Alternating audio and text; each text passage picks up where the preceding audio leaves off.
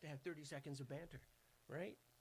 Oh, what? I missed that. Oh, come on. 30 seconds of banter. Oh, no. What are we going to talk about? I didn't make any notes about this. Skip to the intro. Okay.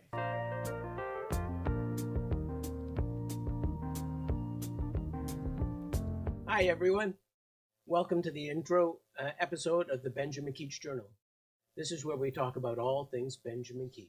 My name's Ian Campbell, and I'm here with my good friend, Pastor Matt Stanton, and we're going to walk you through everything that we know and will find out about Benjamin Keach from the 17th century.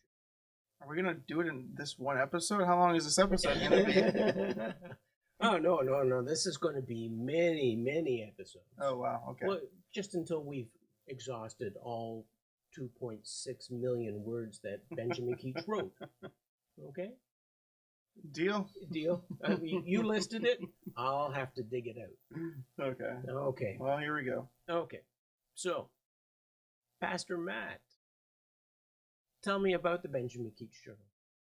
The Benjamin Keach Journal. Yeah, I started this project back in 2017. I was doing my studies over at Queen's University in Belfast, Northern Ireland. A beautiful country, beautiful place, beautiful people.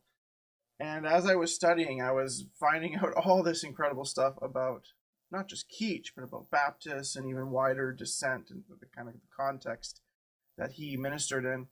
And I didn't know what to do with all this stuff because when you're doing a dissertation, not everything you learn can go in it because you're making argumentative points, almost like a 300-word essay. So not everything you find can fit into that document, that dissertation. So I didn't know what to do with all this stuff, and I was trying to figure out what if I put together some sort of project, a folder of information that I wouldn't lose, but I wouldn't use right away. And that's kind of how the journal started. I created this little website with WordPress. That's when it first started. Created a little website and just started throwing little blog posts up on that. I put a list of everything he wrote, his works, a bio section, some secondary literature stuff that I was really loving. That was a great resource that was already in existence in the scholarship. And I just wanted to put it into one place. And then thirdly, I wanted to accomplish the networking in which I could get together with other folks that were interested in Keach and chat with them and discuss what they're discovering. Keach was a prolific writer, as we're going to find out as we talk about this stuff. So there is a lot we can discover about just this one figure against a much wider backdrop within dissent. And so I wanted to create a network through this portal, this site, and the blog space to be able to talk with other folks interested in this era, interested in Keach. So the website also became a portal, and I still get, I wouldn't say daily, maybe every third day, emails from folks through the website with questions or even with submissions for their own kind of posts, because I like to have it collaborative and let them post onto the website as well. So now it's a bit of a networking project, and that's where the journal's at right now. We'll put the website in the show notes so people can go and check that. Oh, excellent. Yeah, that's smart. Now, back in 2017, tell me, why did you pick Keach? Yeah, that's a good question. Why, out of all the figures you could write on, why Keach? I was first drawn to Keach because of his hymns. I have a real passion for music and writing songs and playing, worship music, listening to Christian radio. And so I wanted to study a figure who was instrumental in the cause of music in the history of the church. And so there's a lot of different examples, figures that I could have gone to for sure. But I was in a lecture in a seminary class back in 2015 at Heritage Theological Seminary.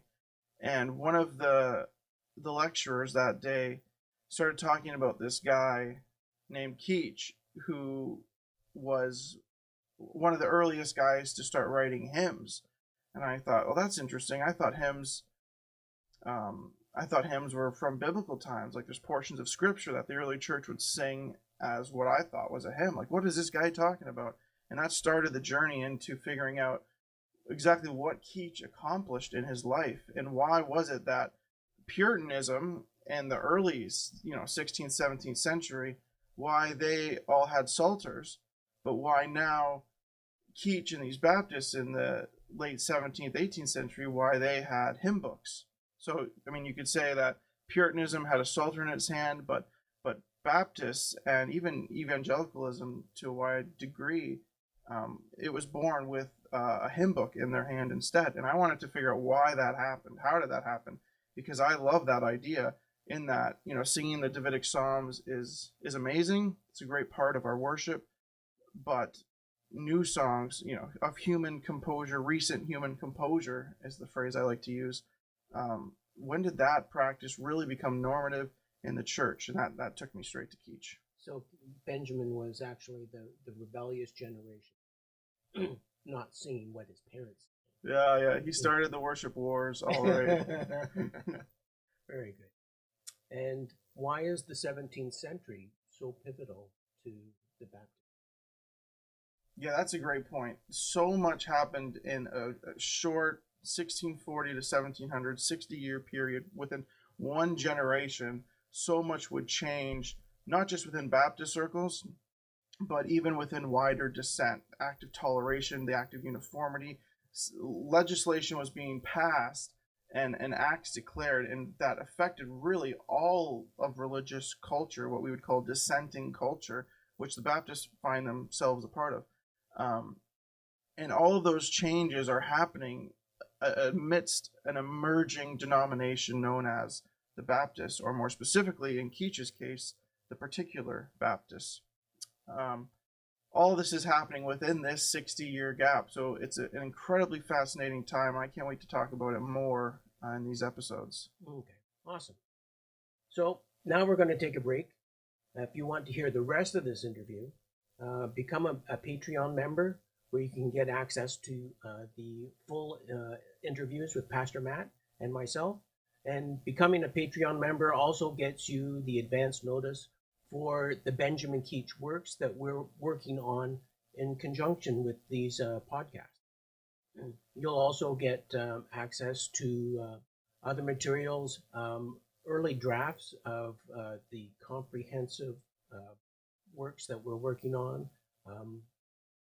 I don't want to give away too much because the rest of this interview is we're going to talk about all the things that we're doing and what the Patreon members are going to help us achieve.